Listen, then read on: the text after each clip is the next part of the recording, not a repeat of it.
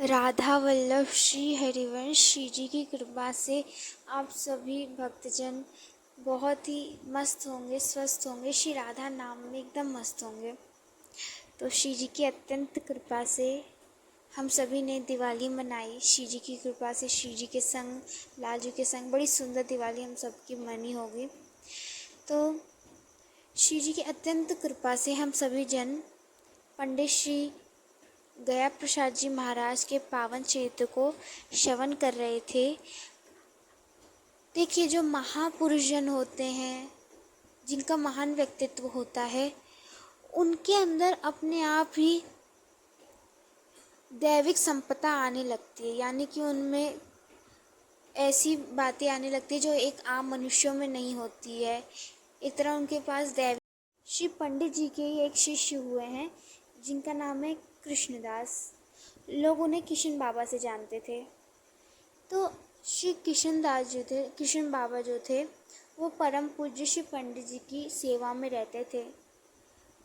प्रतिदिन श्री पंडित जी की जो सेवा होती थी बड़े मन से श्री किशन बाबा करते थे। बहुत सारी लीला हुई है उनके साथ भी। तो किशन बाबा जी के जो पिताश्री थे, उनकी जो स्वास्थ्य था वो खराब रहता था, तो उन्हें बीच बीच में श्री पंडित जी की सेवा को छोड़ गांव जाना पड़ता था।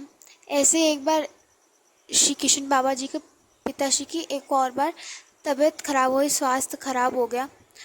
तो इस बार पंडित जी ने कह दिया था कि श्री कृष्णदास अब गांव जाएंगे। तो किशन बाबा जी को ये बात बिल्कुल सही नहीं लगती थी। ये सही नहीं लगती थी क्योंकि श्री पंडित जी की सेवा छोड़कर जाना उन्हें बड़ा दुखदाई लगता था।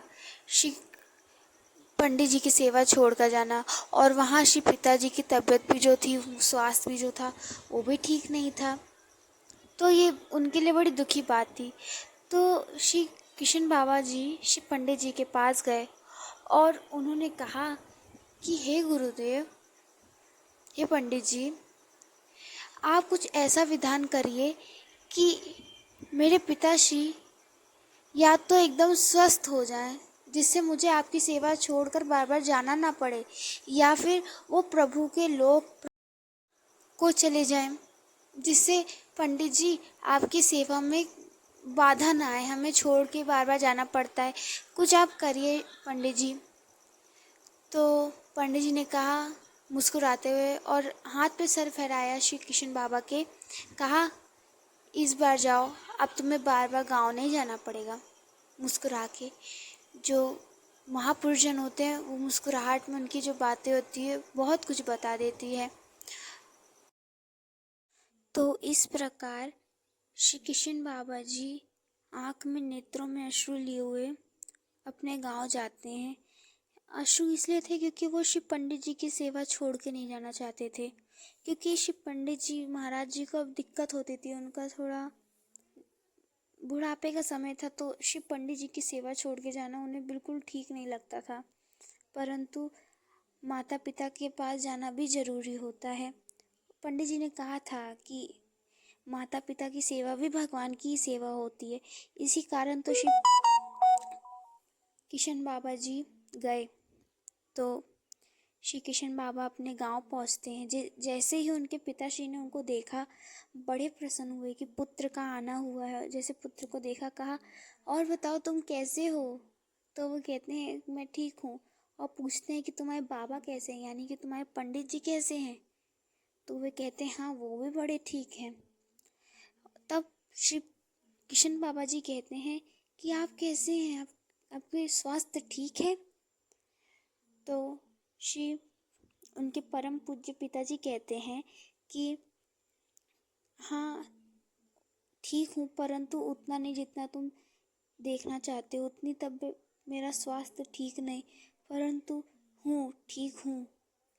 तुम्हारे बाबा की कृपा से जिस प्रकार चल रहा है उस प्रकार चल रहा है।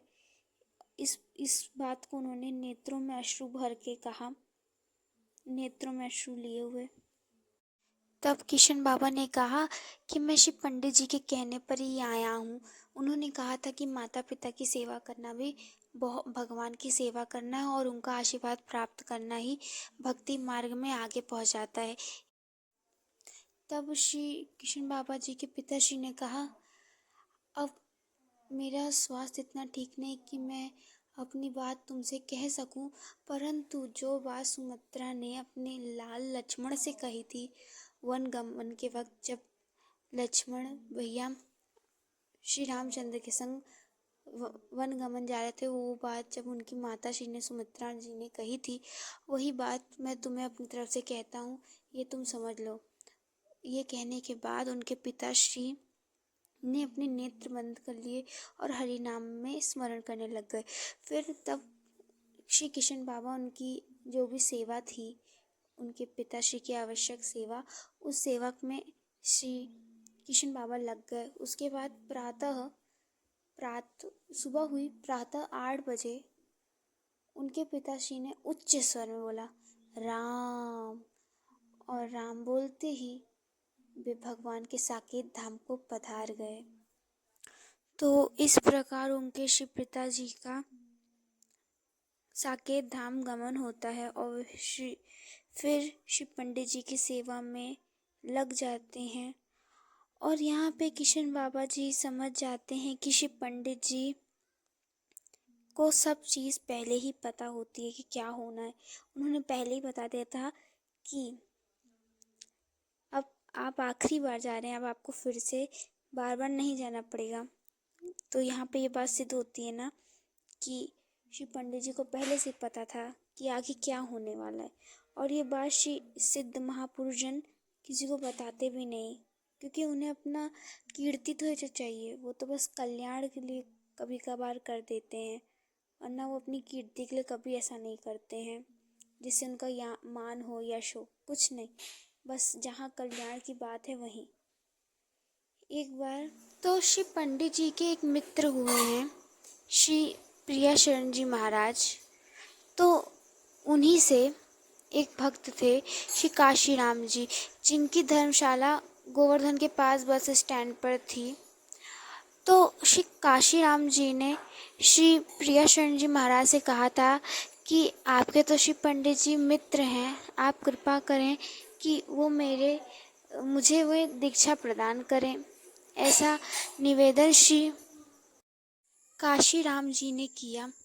तो प्रिया शरण जी ने उनकी यह बात जाकर श्री पंडित जी महाराज को बताई कि ऐसे वो आपसे दीक्षा लेना चाहते हैं। तब श्री पंडित जी ने कहा कि आप महाराज सब जानते हैं, मैं कैसे दीक्षा दे सकता हूँ, मैं किसी को जल्दी दीक्षा नहीं देता और मेरा कोई संप्रदाय नहीं, मैं किस प्रकार दीक्षा दे सकता हूँ। श्री प्रिया शरण जी उनकी इस बात को सुनकर बड़े प्रसन्न हुए। क्यों? क्योंकि जो श्री काशी राम जी थे वो बहुत ही धनी व्यक्ति थे। और कुछ गुरुजन होते हैं, कुछ लोग होते हैं जो शिष्य को दीक्षा इसलिए देते हैं क्योंकि वो शिष्य बड़ा धनी है, उससे धन पा लिया जाएगा। परंतु श्री पंडित जी में ऐसी कोई लालसा नहीं थी कि वो धन प्राप्ति करें। तो आगे चल के श्री काशी राम जी को उनसे दीक्षा नहीं मिलती है। परंतु श्री काशी राम जी ये सुनकर उन्होंने ये नहीं किया कि अब श्री पंडित जी मुझे दीक्षा नहीं देंगे तो मैं कहीं और, ऐसा नहीं था। जैसे पार्वती मैया ने एक दृढ़ संकल्प था उनका कि शादी होगी, अगर उनका विवाह होगा तो केवल भगवान शिव से होगा और किसी से नहीं। इसी प्रकार श्री काशी राम जी ने भी सोच लिया था कि अगर मेरे गुरु कोई हैं तो केवल श्री पंडित जी हैं और मेरा कोई गुरु नहीं, केवल श्री पंडित जी। उन्होंने ये दृढ़ मान लिया था कि मेरे गुरु तो श्री पंडित जी हैं। तो श्री काशी राम जी नित्य प्रतिदिन उनकी सत्संग को श्रवण किया करते थे। जो उपदेश श्री पंडित जी दिया करते थे उसे अपने जीवन में लाया करते थे। और श्री पंडित जी भी जानते थे कि श्री काशी राम जी के जीवन को कल्याणमय करना है। भले ही दीक्षा नहीं हुई थी परंतु श्री पंडित जी सब जानते थे। तो श्री पंडित जी उन्हें खास उपदेश भी प्रदान किया करते थे जिसको श्री काशी राम जी अपने जीवन में उतारते थे। एक बार की बात है, श्री पंडित जी उपदेश ही दे रहे थे श्री काशी राम जी को। काशी राम जी को दान के ऊपर श्री पंडित जी उपदेश दे रहे थे कि किस प्रकार दान करना चाहिए। श्री पंडित जी का मानना था कि आज के लोग जो हैं वो तो घोषणा करके दान देते हैं कि हम इस गांव में इतना सब कुछ दान करवा रहे हैं, परंतु श्री पंडित जी की नज़र में ये बिल्कुल गलत था।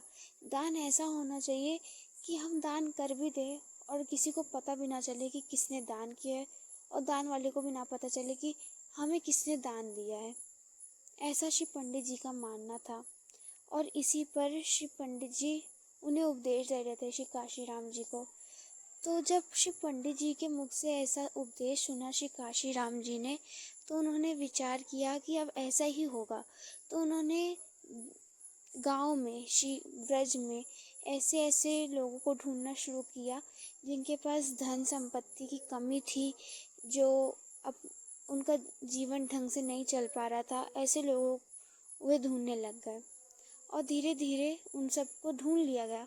तो श्री काशीराम जी अपना मान भी नहीं बढ़वाना चाहते थे, जिस प्रकार उनके गुरु ने आज्ञा की थी।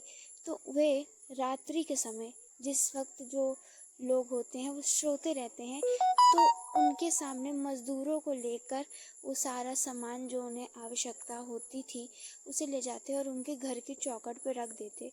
और जब सुबह होती तो जो घर में रहने वाले लोग हैं वो उसे ले लेते और बड़े प्रसन्न हुए थे कि प्रभु हमारी बातों को सुनते और हम पे कृपा करते हैं। तो इस प्रकार दो बात होती थी। एक तो सब पर श्री प्रभु का विश्वास भी बढ़ता था, और दूसरी बात कि जो दान कर रहे हैं उनका मान भी नहीं बढ़ता था। उन्हें लगता था कि चलो दान हो रहा है, हमारे बारे में किसी को पता नहीं चला कि दान कौन कर रहा है, और ये बात आगे तक किसी को पता नहीं चलेगी किसने दान किया। परंतु जब श्री काशीराम जी का गोलोक धाम गमन हो गया, तब तो जो लोग थे वे सोचने लग गए थे अब हमें क्यों नहीं मिल रहा है, क्योंकि जब काशीराम जी थे तब तो सबके यहाँ जो व्यवस्था थी दान की वो हो जाती थी, परंतु अब कोई पा नहीं रहा था। सब सोचने लग गए कि अब हमारे प्रभु सुनते क्यों नहीं हैं। और ये बात तब पता चल गई कि दान कौन करता था। दान श्री काशीराम जी करते थे। श्री पंडित जी ने ऐसे शिष्य पर कहा है कि बड़े धनी व्यक्तित्व था श्री काशीराम जी का, जो जीवन भर दान करते रहे और आज्ञा का भी पालन किया, और किसी को पता भी नहीं चलने दिया कि दान कौन करता था। बड़े महान व्यक्तित्व हुए। ऐसे ही हर मनुष्य को जो भी दान करता है, जो कोई व्यक्ति किसी को दान करता है, पता नहीं चलना चाहिए कि किसने दान किया और किससे दान प्राप्त हुआ, जिसमें खुद की कीर्ति ना हो। परंतु कुछ लोग हैं जो दान करते हैं तो हर जगह बता देते हैं कि हमने दान किया, परंतु श्री पंडित जी की नज़र में ये बिल्कुल गलत था। तो दान वैसा करना चाहिए जहाँ पे जो दान दे रहा है वो तो दे दे, परंतु जो दान ले रहा है उसे पता भी ना चले कि हमने किससे दान प्राप्त किया। तो श्री जी की कृपा से आज हमें यही ज्ञान प्राप्त होता है कि अगर हम दान करें तो किसी को पता ना चले कि हम दान कर रहे हैं, और लेने वाले को भी ना पता चले कि हमें दान किसने दिया। तो श्री जी की कृपा से अभी इस प्रसंग को श्री पंडित जी महाराज के चरित्र को भी विराम देते हैं।